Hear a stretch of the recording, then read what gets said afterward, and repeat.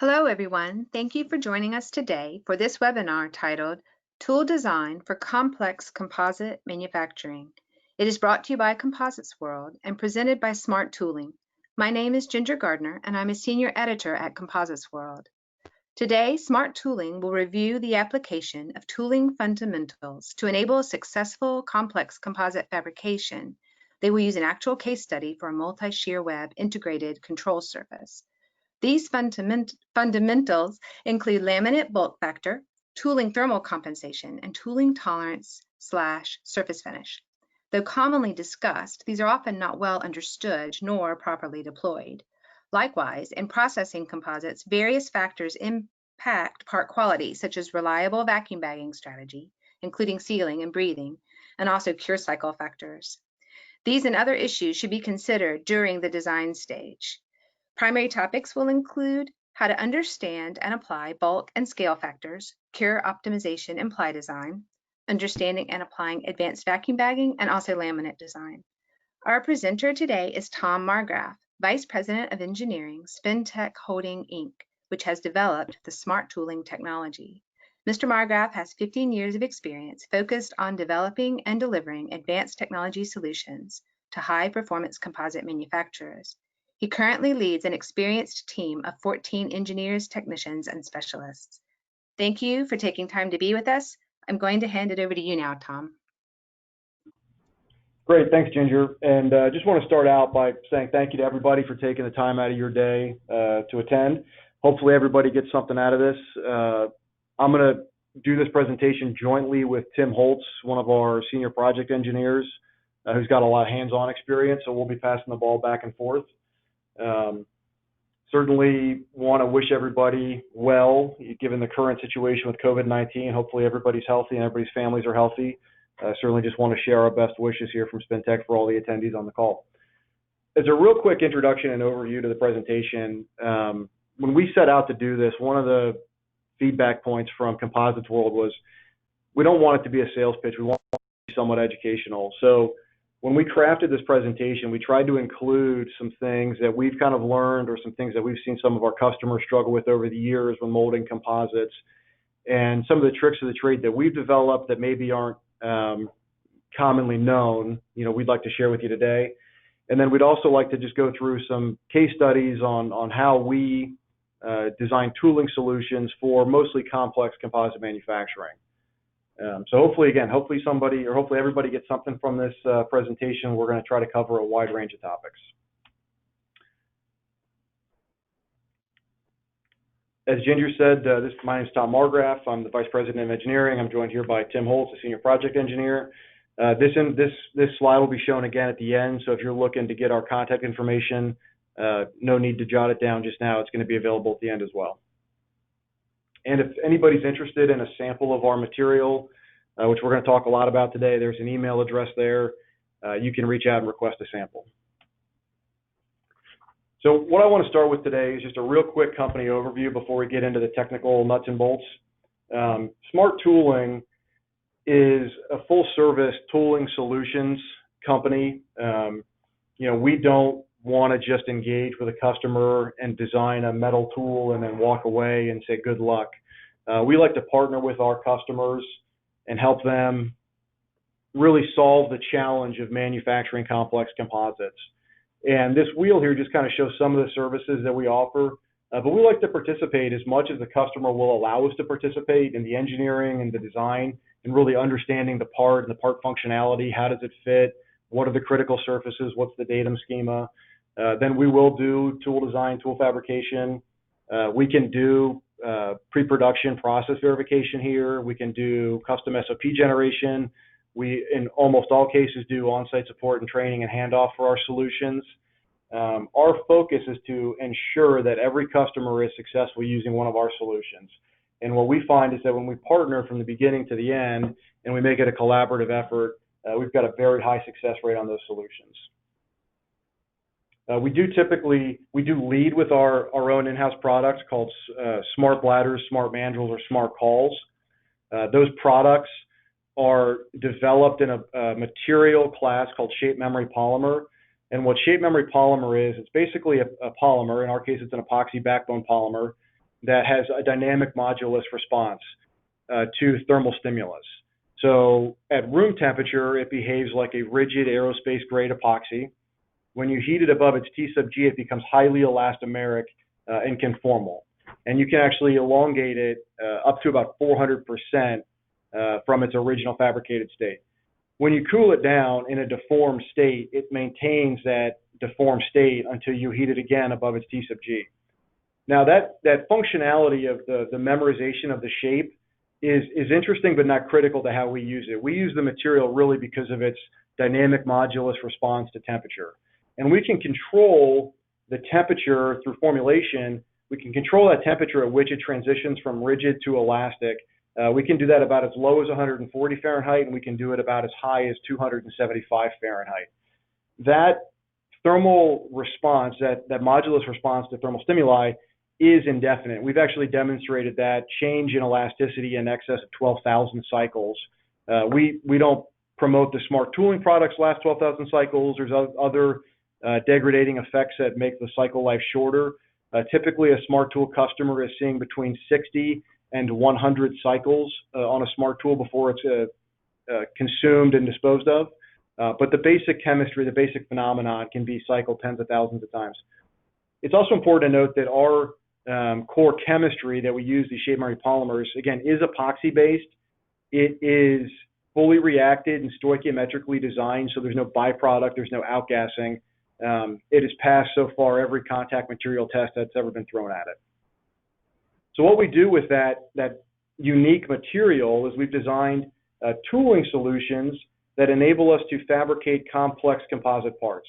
And those complex composite parts, we really classify into two categories, IML or OML.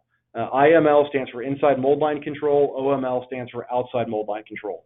A good example of an IML control part would be structural inlet duct, something where you need good surface finish and good tolerance on the inside of the part. A good example of an OML part might be a winglet, where you need a good smooth and toleranced outside mold line finish. In both cases, the products are based in the same shape memory polymer material. The only difference is the temperature with which the material transitions from its rigid state to its elastomeric state. So if we look at this chart is color-coded. Blue are steps that occur in the rigid state of the product, and orange are steps that occur in the elastic state of the product. So in both cases, smart tooling starts in its rigid form. And in that rigid form, it's actually reformed or fabricated to the inside mold line shape of the composite part.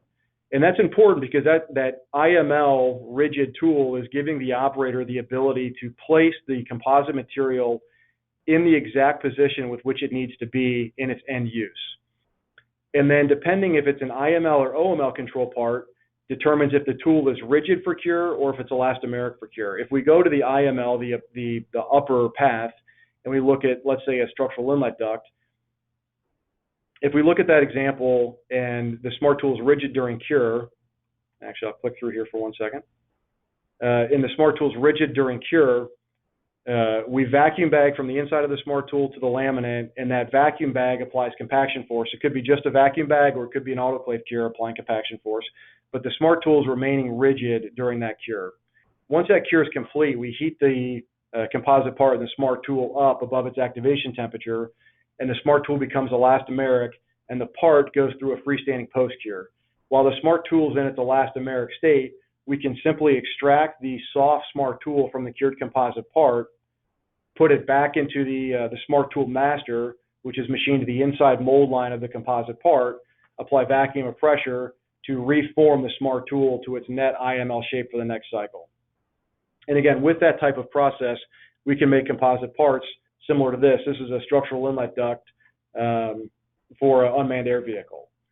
What you see here is a smart tool that had recently been pulled through an overbraiding process to apply a dry fiber preform. Looking at the lower path, the smart bladder approach, very similar concept. We start with a rigid IML control smart tool. We lay up on the smart tool. Now in this example, we put the smart tool into an OML machined clamshell tool, outside mold line machined clamshell tool. During the cure, the smart tool becomes elastomeric, and we're actually applying an internal gas pressure inside the smart tool, and we're blow molding or reverse autoclave curing the composite part with a high pressure from the inside. And then all of that force is contained by that OML clamshell tool and or reacted by the autoclave. So in this case, the composite part is cured, the smart tool is elastomeric. Once the cure is complete, the smart tool is, again, it's in elastomeric state. It's simply extracted from the part. The part and the mold are left to go through their controlled temperature ramp down. The hot, soft smart tool is then reinserted to the reforming master mold and reformed for the next cycle.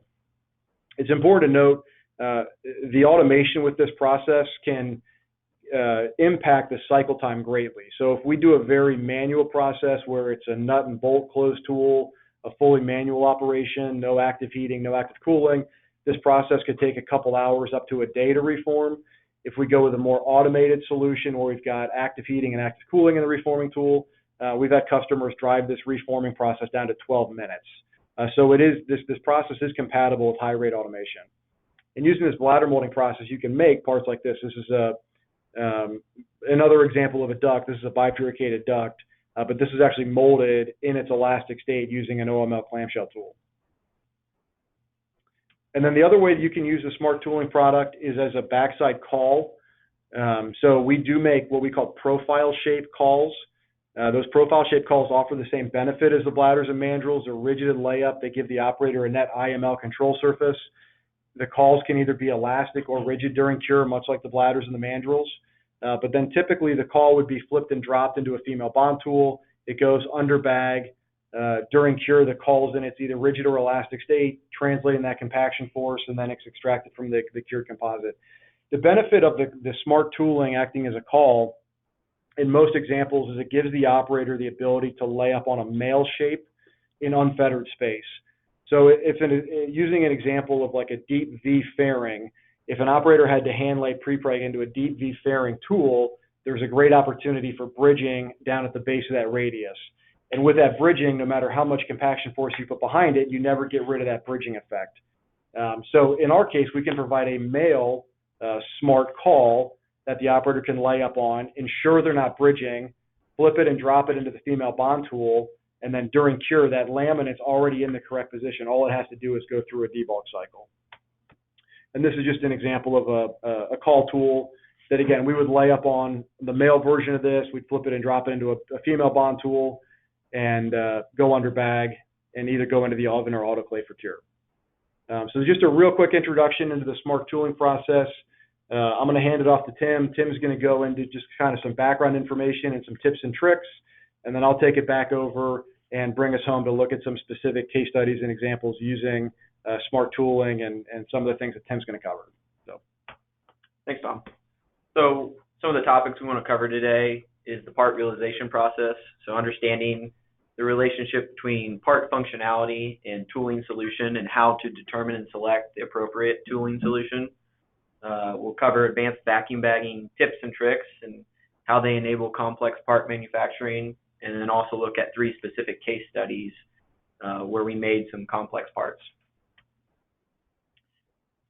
So first, before we dive in here, if you ask 10 different people how to design a composite part, you'd probably get 10 different answers. This is one method of doing it, but the most important takeaway is that it's circular and there's constant feedback from manufacturing and production teams that has to go into the initial part design in order to be successful. So first you just start with defining what your part is, and you have to understand what your environment and loading conditions are. And then those are relayed to aerodynamic, manufacturing, and stress teams. And from there, they'll define, the following items. So IML and OML material, so resin and fiber, along with the orientation and ply schedule and appropriate ply breaks. Hard points and attachment points for integration into the aircraft. Tolerance and datum schema, layup methods, and then also pricing. So you have to be able to afford whatever you're going to build. So once you have your part defined, the next thing to figure out is how you're going to tool or manufacture the part. And That's generally defined by what surface is the windswept surface.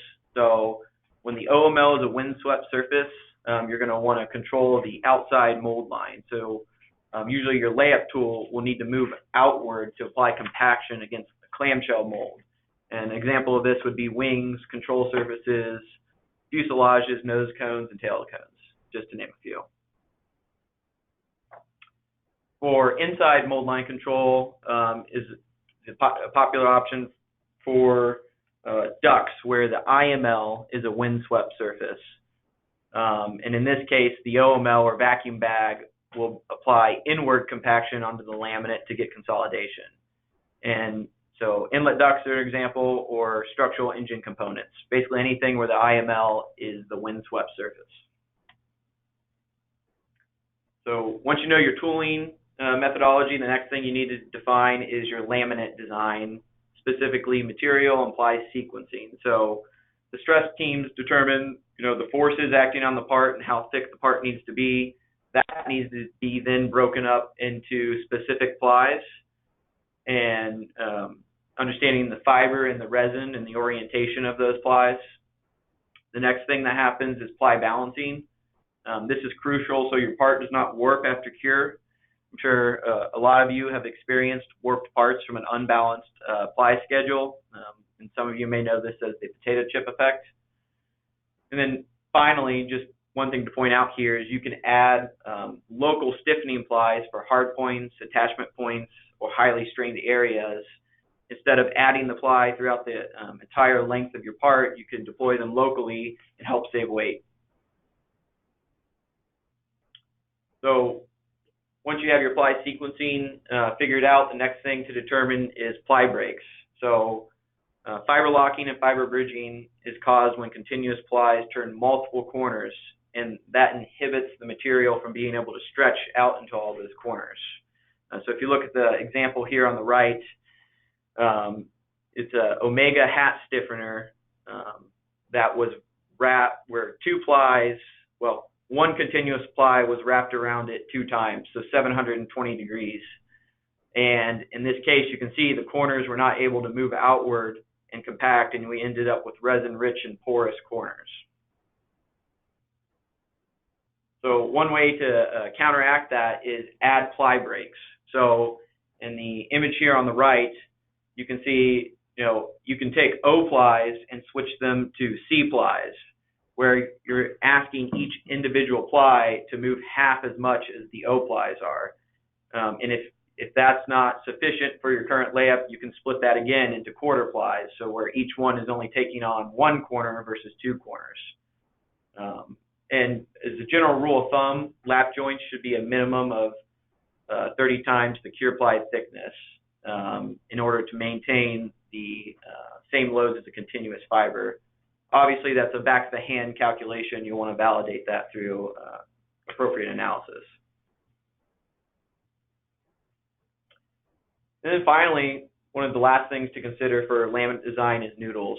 I'm sure a lot of you are familiar with noodles, and kind of the standard process of manufacturing them is to take a unidirectional prepreg material and roll it into a cylinder, and then place it into the radius of your part, the area you're trying to fill. If you look at this example here on the right, you have a 3-cavity part with 2 shear webs, a top and bottom cap and skin, and then 4 noodles. And in this case, we were unable to get a quality part by rolling a cylinder and packing it in there. So we actually went with the net-shaped noodle process and ended up with a very nice, high-quality laminate. And more often than not, we find that net-shaped noodles almost always improve laminate quality. And there's there's multiple different ways to make net-shaped noodles. One process is using a 3-piece tool as shown here on the left. So you roll your noodle, you drop it in there, and then you can compact the lid into the base. And actually, you can do that hot, so you can do a hot debulk form. And then the another method would be a pultrusion method, which obviously can do very long noodles quickly, but there's just the trade-off of cost there. So just some things to consider. So next is bulk factor. What is it, and how do you measure it? So bulk factor is the difference between the laminate thickness before and after cure, and it's a resultant of pressure applied to the laminate during cure that compacts the resin and the fiber, and is also resultant of some fiber nesting going on in between the plies. So if, for example, if before you cure your laminate is 100 thou thick, and after cure your laminate is 90 thou thick, you have a difference of 10 thou, which in this case also happens to be 10%. And as you know, as the aerospace and composites industry in general goes more and more towards non-uniform thickness parts to deploy some of these ply drops in local stiffening areas, the percentage offset is more important to apply than just a number. So once you define what that bulk factor is, you then apply it as an offset inward from the IML to the layup tool. And you know, it's important when you're dropping a rigid layup tool into a clamshell tool, because you have to have physical clearance to get that clamshell tool to close without pinching your fiber. So and then you rely on your layup tool to expand outward and consolidate your part without outward against the bond tool. And if you get that wrong, you'll end up with fiber pinch. So it's usually, more often than not, you want to add a little bit of additional clearance in case your bulk factor numbers are slightly off. And again, this is just an example here of a part where the bulk factor was off and it ended up resulting in fiber pinch in the parting line. So you know, next thing to consider is your cure cycle design. So you know, there's many things to consider, but some of the most important ones is resin minimum viscosity. You'll want to know where that is so you can have pressure applied at least at that point, if not in advance of that. And then also outgassing. Is the pre-preg or is the resin outgassing? So you know when to apply and drop vacuum.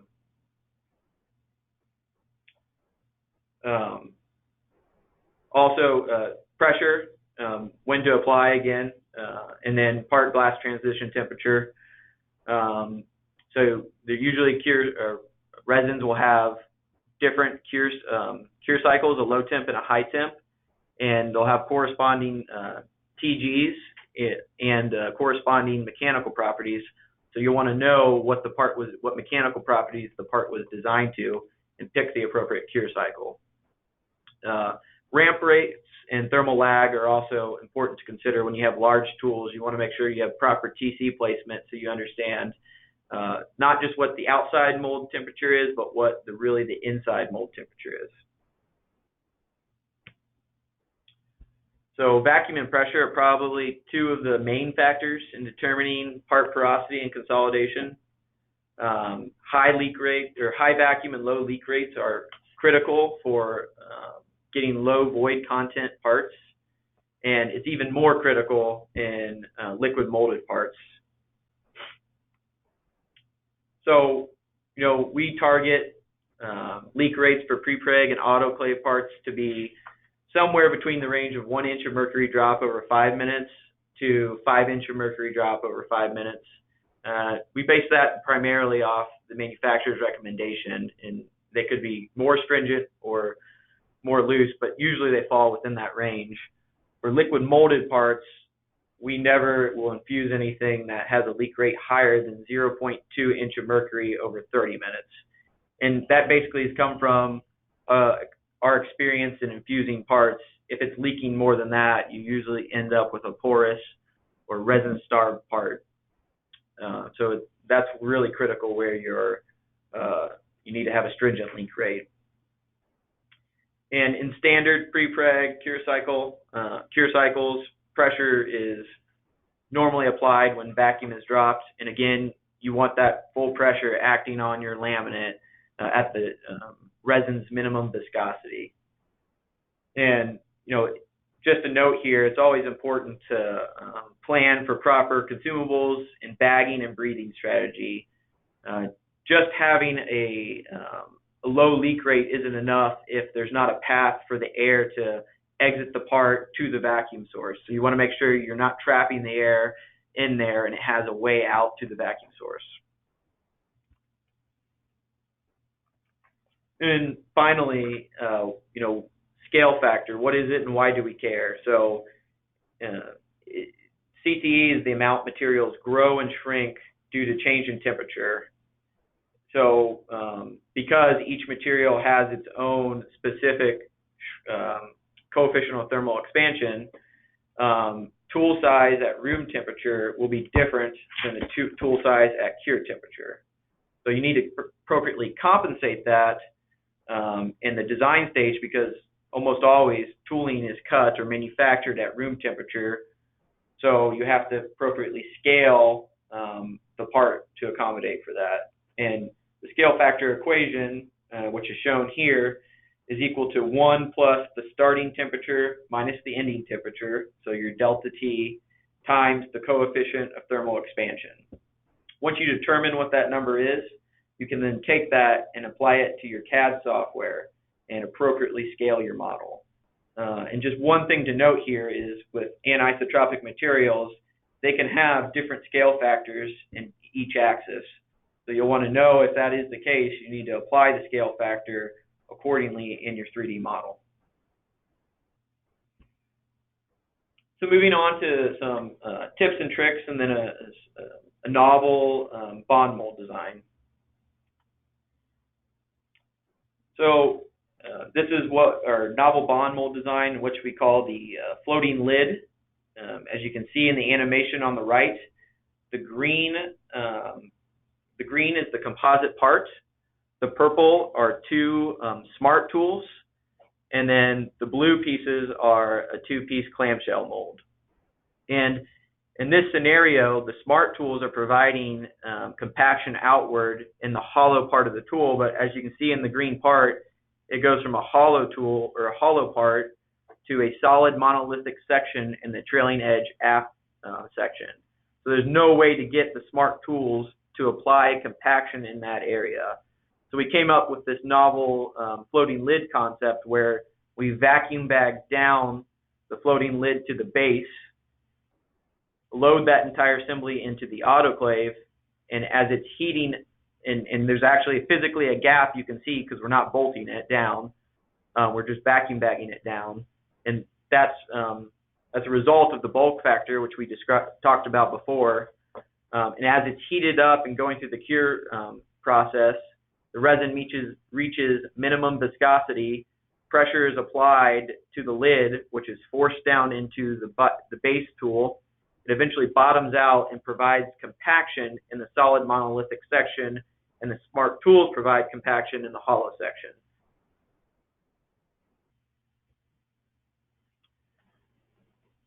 So when bagging multiple cavity parts, one of the simplest ways we've found is to use multiple tube bags. So you can run a separate tube bag down each cavity and then tie them out past the end of layup and the end where the smart tools terminate. Tie them all together, and then one thing to remember is this relies on having equal and opposite pressure. Since the smart tools are flexible, this relies on having equal and opposite pressure on each shear web. So in order to achieve this, you either need to be in an autoclave, that's easy, or if you want to be out of oven or an out of autoclave, when you have your end plate, there needs to be a cavity that allows for equal pressurization in between each cavity. Looking at a little more complex multiple vacuum bags is this bifurcated part that has two branches. So we found the easiest way to tackle this is to use two tube bags, run them down one of each branch, and then where they meet up at the root, the bags run side by side down the length of the part, and then they're tied out together on the root end, and then each bag is just tied to the mold on the branch ends.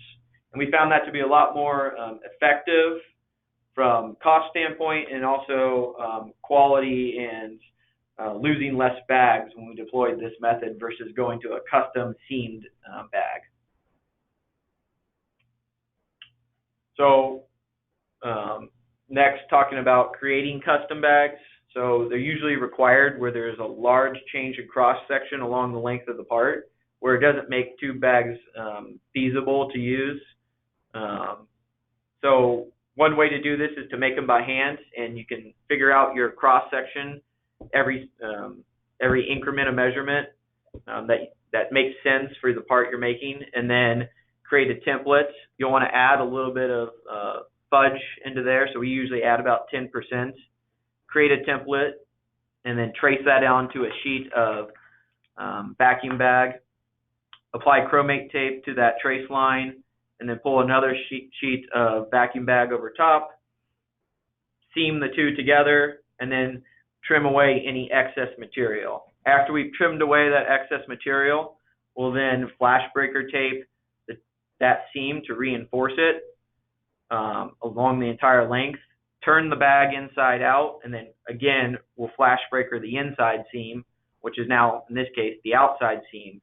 And what that does is, I'm sure as most of you are aware, as vacuum tape gets hot, it kind of gets elastic and stretchy and even runny a little bit. So we're reinforcing that seam, and also we're putting that seam into a pleat, so it gets less stress and it's less likely to open up and tear.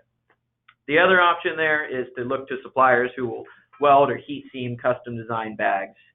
And really it's just a matter of how many parts are you going to make. If you're going to make a lot, you probably want to go with the lower cost bag, the heat seamed welded bag, which has a higher MOQ.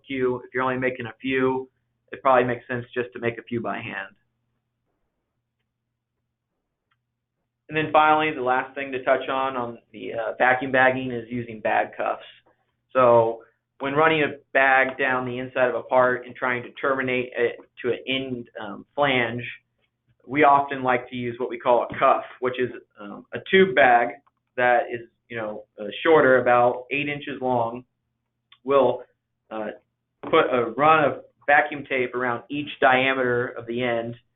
One end will seal to the mold face, and then the other end, which is sticking out about 8 inches, will seal to the inside bag, which is sticking out as well, about that same length.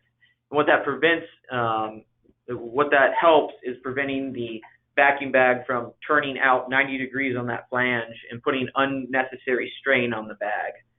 And since we've started deploying this, we've had a lot fewer lost bags and a lot better results. So now I'm going to turn it back over to Tom, and he's going to go over some case studies. Okay, thanks, Tim. Yeah, just a quick comment here. We're going to look at 3 case studies. We'll do that in about 10 minutes total, then we'll turn it over to Q&A. I think there's a question box on the GoToMeeting or GoToWebEx interface, so if anybody has any questions, please start dumping questions into that messaging box, and we'll get them, and we'll ask them as they come up. The other thing I wanted to say is, what Tim went through in the design methodology and the tips and tricks, it's an example, right? Those are things that we consider, but every part is unique, and the needs of every part, the processing needs, the tooling needs of every part are really a response to what the part's function is. And that thought exercise needs to be gone through for every part, for every application, for every process. Tooling is such a one-off game, and composite molding is such a one-off game. One solution doesn't meet all need, right? Well, we're going to look at these 3 case studies. These 3 case studies are lockstep with our value proposition for smart tooling. If you were looking to make a wing skin without any reinforcements, we're going to tool it a totally different way than what we're going to show here in these cases. So it's important to not walk out of this presentation today and say, hey, smart tooling's got the answer, because really the answer should be derived from the part. You can't answer the question before you know what the part needs. So that thought process is important to go through every time. These couple case studies we chose mostly because we have the data rights to share them. None of these applications are flying, or none of these applications are customer-specific applications. These are things that we did as a cost share with customers, or we did under government funding, but they're all representative of parts that we've delivered for customers for actual flight applications. And they represent a good cross-section of materials and processes. So one's a dry fiber overbraid with RTM, and then the other two are pre-preg. One's in autoclave, one's out of autoclave. So we felt it was a good cross-section. The first one's a UAV fuselage case study, pictured here. This is actually a half scale of a UAV fuselage. This is, again, not a flying component. This was done as a pre-proposal activity. A couple novelties here in this part is the customer approached us with a solution where they were molding a nose section, a main body, and an empennage section all separately. And they came to us with the idea of actually molding all three components into one body with a predetermined cut line, cutting and separating, integrating and populating the vehicle, and then reassembling the vehicle back together. Their end game was to try to reduce fabrication and tooling costs by, instead of having three separate tool strings plus all the downstream assembly fixtures, you've got one tool string, and then based on them being matched pairs, the number of assembly fixtures goes down significantly. So the baseline approach to this was, again, a hand-applied pre-preg autoclave cured part, where each of those three parts were molded separately, then trimmed, then drilled, then populated, and then ultimately assembled. Our approach was to make all three of those parts into one using smart tooling, overbraiding, and RTM. This graphic is very cumbersome on this chart, but what we're trying to show is our approach to resin transfer molding using smart tooling. Resin transfer molding, in a lot of instances, gets a bad rap because a lot of people associate RTM with high pressure RTM. They believe that you need a very high back pressure on the resin to get it to flow and to permeate into the fiber preform. And that's because typically they're using match die metal tooling, and they're cramming that cavity full of a fiber preform, and there's not a lot of free void space for the resin to flow. The benefit of using a smart tooling approach for RTM is, to what Tim described earlier, we offset the IML surface based on the bulk factor of the laminate. So we're not having to pre-debulk the laminate in its dry fiber state. We're actually putting that bulky laminate, in this case it was braid, and we carried about 20% bulk factor. We put that bulky laminate into the RTM tool with the smart tool on the inside. And we actually then inject resin at under about 50 psi of positive pressure. We can inject resin into that fiber preform. And then to get the fiber volume up, we heat the smart tool above its activation temperature, which in this case is about 160 Fahrenheit, which is below the gel point of the resin. And then we apply an internal pressure in the smart bladder, and we can actually, from the inside out, inflate the smart bladder, debulk the laminate, and expel excess resin. And by doing that, we're able to get a low pressure RTM with a high backside fiber volume. So we're trying to kind of get the best of both worlds between the RTM process and then the back pressure process like an autoclave. This part was done with two different dry fiber techniques. One was filament winding, one was overbraiding. We were interested in demonstrating the compatibility with the smart tool for automation. So both were successful. Both techniques applied a dry fiber preform. In neither case was this part structurally designed. This was a manufacturing concept development activity, but it did check the box of showing compatibility with automation.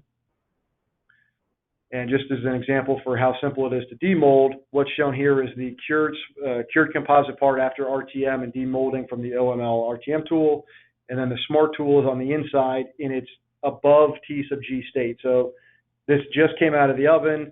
It's roughly at 200 degrees Fahrenheit.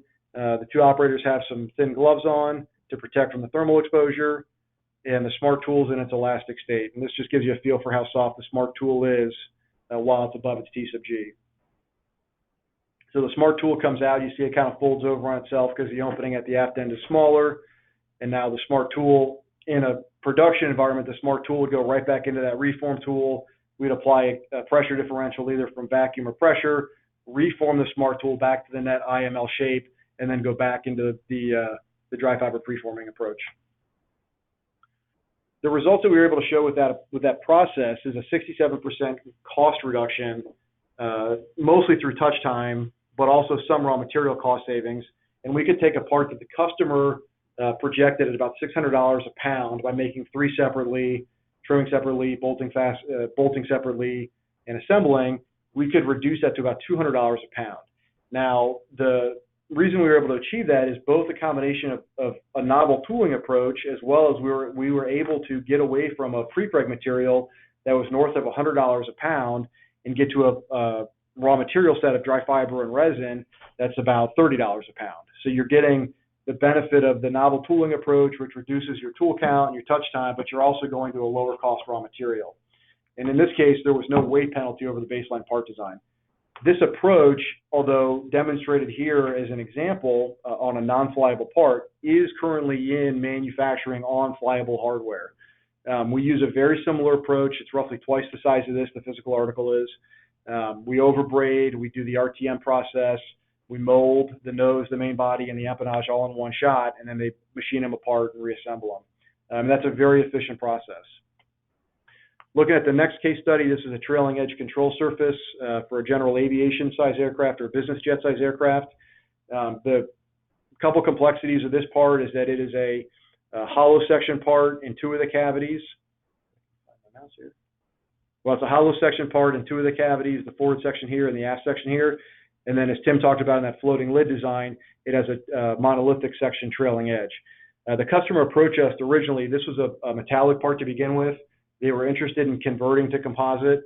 Their expectation was that this aftmost cavity was going to have to be molded with a foam core detail because it was such a small cavity.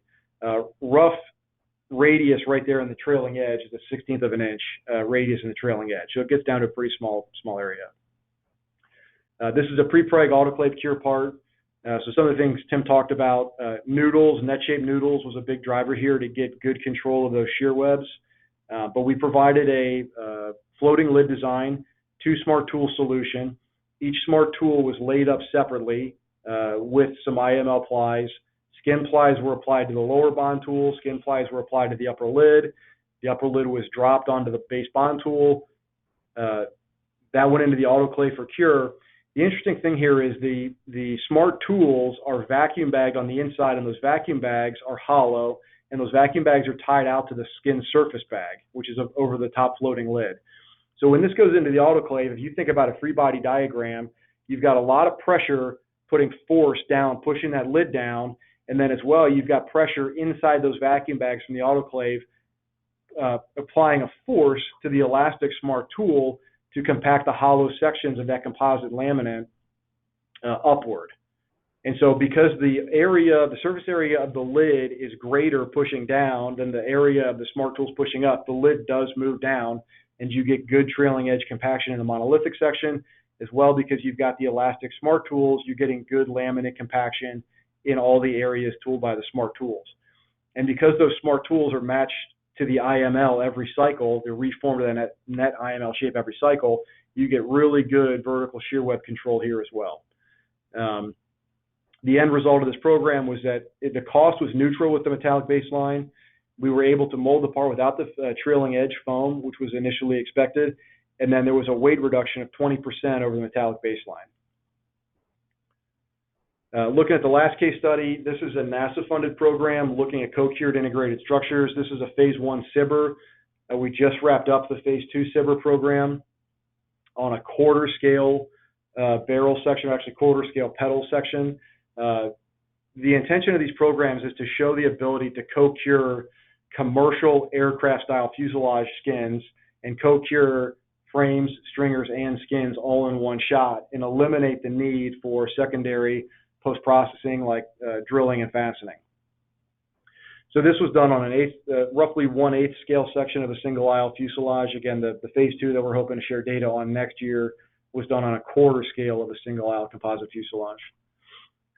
Looking at the notional method of manufacture, this is a smart tool. The smart tool shown here in black is formed between every cycle to the net IML, and the net IML includes these recesses for frames and for stringers and some tooling inserts to be dropped in.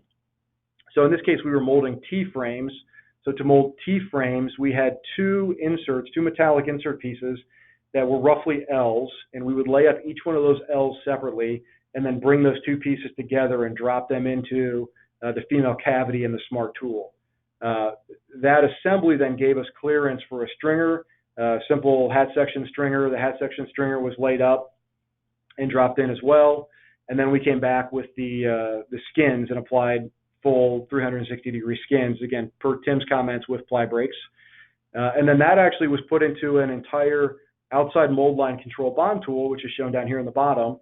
And so this was actually cured in an oven out of an autoclave. And we applied a positive gas pressure inside the smart tool in its elastic state, blew it up like a balloon, and then all that force was contained and reacted by that OML control bond tool. Once we detooled the part, we showed good laminate consolidation on all the skins, good interfaces between the frame stringer and the skin, and we were able to co-cure this highly complex interface here in one shot without any additional post-processing. What we actually found is that although we can manufacture components like this, and in the Phase 2 program, we actually did multiple stringers, multiple frames, and a couple intercostals on the spacing that would be, again, more representative of a single aisle commercial aircraft. What we actually found is that the damage tolerance load requirement would not allow us to manufacture composites like this without coming back and having to secondarily fasten through the frames. But even including that secondary fastening to ensure damage tolerance, we were still able to show a significant labor and cost reduction because we don't have all the replicant tooling and the replicant assemblies. So again, just a novel approach to how to solve a co-cured integrated structures problem. So with that, we again appreciate everybody joining today. We want to turn it over for some Q&A. It looks like we've got about 12 or 13 minutes left. I think Ginger's probably teeing up some questions for us, hopefully. So Ginger, fire when ready. Thanks, Tom. That was a great presentation, and to Tim as well. We do have questions, and we'll get started with those. In the meantime, if you have more, please enter them into the question pane on your control panel at the right of your screen. We will get answers for all the questions, even if we don't get to them while we're on the air. The webinar is being recorded, and a link will be sent out to everybody afterward. Okay, one of the first questions is, does someone have to design a part specifically for your tooling approach, or can any part use your tooling approach? Yeah, that's a great question. The answer is complicated because the answer is no. Ideally, we want to be we want to be receptive to the tooling or to the part needs with the tooling approach, but the better answer is you want to design them concurrently. So by knowing what the available tooling options on the market are today, and not just smart tooling, but by knowing what all the tooling options on the market are today, will help you better design that part to make it more efficient. A good example is almost every time I walk into a new customer's meeting room and we make the smart tooling pitch for the first time, somebody in that room goes, man, I wish we would have known about this 6 months ago because we would have used it on this part. And yeah, we could use smart tooling on that part. But what's missed and what's more important to me is if you know about smart tooling, you might make the part more complicated, more integrated, and you would derive better value, bigger value because you're making a more complex and more integrated and more challenging part. And so the answer to the question is no, you don't need to design the part for smart tooling. But there's a lot of value if you can design it with thinking about smart tooling because you can typically integrate more assemblies or you can eliminate more post-processing when you think about it that way. You mentioned that the smart tools are easily reformed after extraction. What are the tolerances when the tooling is reformed? So there's a couple layers of complexity here. And again, my common answer to almost every question is going to be it's a part by part conversation. We don't typically look at anything and say there's a hard and fast rule because everything changes with every unique complexity for every part. A couple of examples though where we've looked at that type of data, when you factor out the tolerance of the machining for the reforming tool, we're able to achieve about plus or minus 10 thou or a total profile of 20 thou on some fairly large parts for reforming accuracy. Some things that can sway that are if you've got really locally complex features, or if we had to go to a high strength reinforcement. It's a really case by case basis. There's been instances where we've gotten a plus or minus 5 thou. But I will say, as an overarching statement, there's not been an application where we've not been able to achieve the customer's tolerance that had been required. How do the cost and lead times of smart tools compare to a printed soluble core? And do you have to use a release system? So, releasable or soluble cores, soluble printed cores are interesting. We actually, from time to time, will use printed soluble cores. We lead with smart tooling, but that's not our only product of offer. When you think about comparing a smart tool to a soluble core, the paradigm I would probably default to is if you're making a couple of parts for prototype purposes or fit up purposes, the soluble core is probably your better option. If you're looking to make any number, any rate, or any volume of parts, the smart tool is probably going to be your better option. And the reason I say that is because every time you're making a part of the soluble core, you're having to consume that core. When you use smart tool, again, you're getting the benefit of 60 to 100 cycles, so you don't have that consumable cost like you would with the soluble core. As far as the lead times go, with a smart tooling solution of a general size, we'll say a few feet long, up 10 feet long, 8 feet long, up to a foot, 2 foot in cross section, just a good size part, size of a person maybe. Typically we're running that about 8 to 12 weeks total solution cycle from first interface with a customer to manufacturing your first pre-process verification part. So let's say 8 to 12 weeks. If you get notably larger than that, just the machining time of some of the metal tooling drives that schedule up. If you get smaller, a lot of times we can get faster. We've done things in 3 weeks when necessary, but that's not a hard and fast rule that I would ever bank on. That's a case that's a limited case basis. And then obviously with the printed part, you could do that in a couple of days. So again, we like printed soluble cores for prototyping, fit checks, things like that. But if we're looking at any level of rate or recurring, we're more towards the smart tool side. And what about release? Do you have to apply release or PTFE tape? Yeah. So as a safe answer, I'll say yes. There are limited applications where you can use release, like a liquid release, like a Freeco product or a Zyvex or Chemtrend product. In most cases, actually, what we recommend is a adhesive back Teflon film, PTFE, FEP film, like AirTech, ToolTech, CS5, Toolrite, I forget the number, Toolrite 3, Toolrite 5. We use some heat shrink FEP films, like Dunstone makes a product that's a heat shrink FEP film. The reason we like the films versus the liquid releases, if you use a smart tool in its elastic state as a bladder and you're consolidating a thick laminate, the bulk in that laminate actually requires the smart tool to stretch, which the smart tool is happy to do. But most liquid mold releases are not compatible with more than about 1.5% tensile elongation. And so if you've got a liquid mold release on a smart tool and you're compacting a thick laminate, you can actually tension fail that polymerized liquid release agent and get microcracking in your release coat and get tool adhesion. So in those kind of cases, we actually prefer the films because they give you that guaranteed release barrier. Has your smart tooling system been used for thermoplastic composites, and has it been tried with carbon-carbon parts? Yes, on both. Low temp thermoplastics, we've done nylon. We've done some high temperature thermoplastic injection molding. So we've done some chopped glass reinforced PSF. The catch is our smart tools are epoxy based.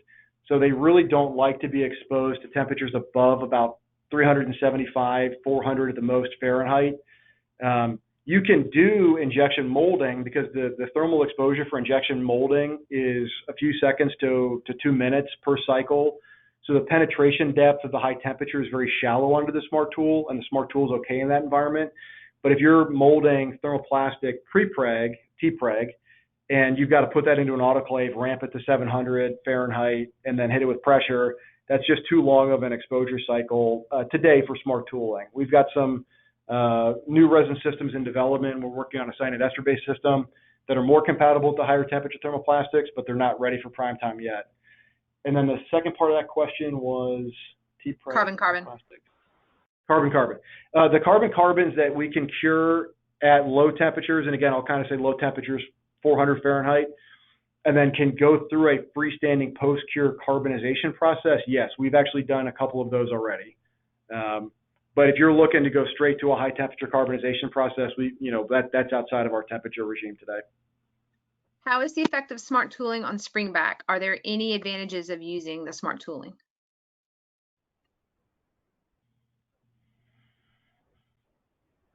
Yeah, again, that's a really case-by-case basis because, springback is such a laminate and such a geometry-specific question. I'll say generically, I've not seen an advantage to springback. For me, again, my experience with springback is it's laminate defined and it's cure cycle defined more than it's probably tooling defined. If you're seeing springback because you're imparting a high load force due to CTE mismatch during cool down, yes, it would fix that. If you're seeing springback just as a natural result of laminate definition or geometry, I would say it would probably have minimal, if any, impact on that. What is the smallest inner diameter tube your bladder molding technology can manufacture?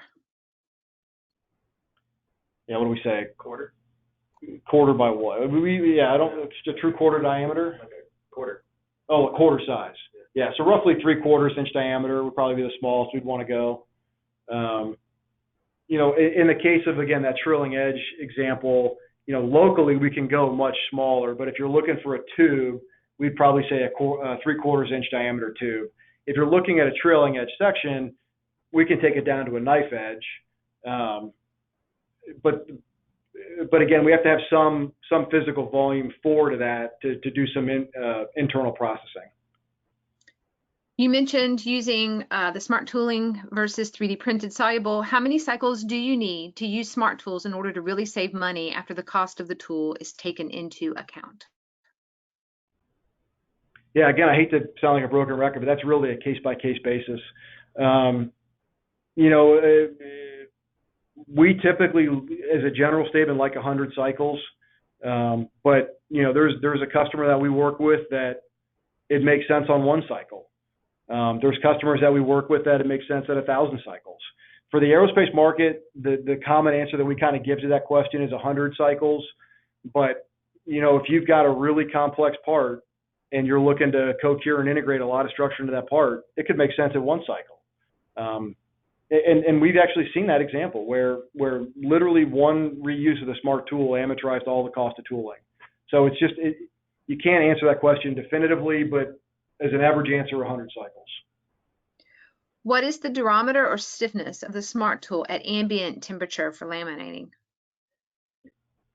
Yeah, so we look at on our website, there are mechanical properties. And if anybody has a specific question about mechanical properties, they can reach out to me and I'll get you the full data sheet. The best way that we look at it is a total environment of the smart tool. So what is it at room temperature and what is it in its elastic state? And we use a DMA to characterize that. The tensile strength, the flexural strength, all that's done on a UTM. But if you look at it at the DMA level, the typical smart tool is about 2 to 3 gigapascals storage modulus at room temperature. And then it goes through multiple orders of magnitude change down to less than 10 megapascals in its elastic state. For comparison, a 75 durometer Shore A silicone is about 10 megapascals.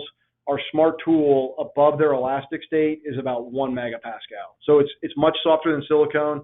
And then again, comparison on the high end, if you're using just a non-toughened epoxy system, it's about 3 megapascals. So we really like to say it's like an aerospace grade epoxy system at room temperature, and it's like a high performance elastomer above its activation temperature. Okay, we have just a couple more questions. We're almost at the end. You mentioned a smart tool may last 60 to 100 cycles. What factors are most significant in extending smart tool life? Demold handling is number 1.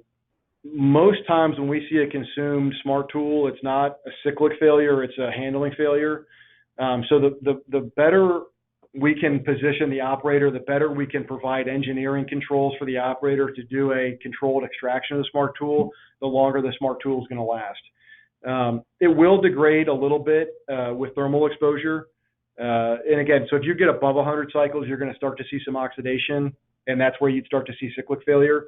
And then strain as well. If you're really inducing a lot of high strain, either from thick laminate consolidation or from very complex demolding processes, you could see some premature failure. But the number one reason we see smart tools fail is really handling failures. If you avoid the handling failures, you're typically running about 100 cycles, and that's kind of where you start to see some of the oxidation effects. All right, thank you so much. Like I said, if we didn't get your question answered, Tom and Tim and the guys will reach out to you and make sure that they get something to you. Thanks again to both of you and to SpinTech Holding and Smart Tooling for this webinar. And thanks to everybody for attending. If you would like more information, please contact Smart Tooling. We appreciate everybody being with us today, and we hope to see you again soon at the next Composites World webinar. Have a great day. Thanks a lot, Ginger. We appreciate it. Thanks, everybody.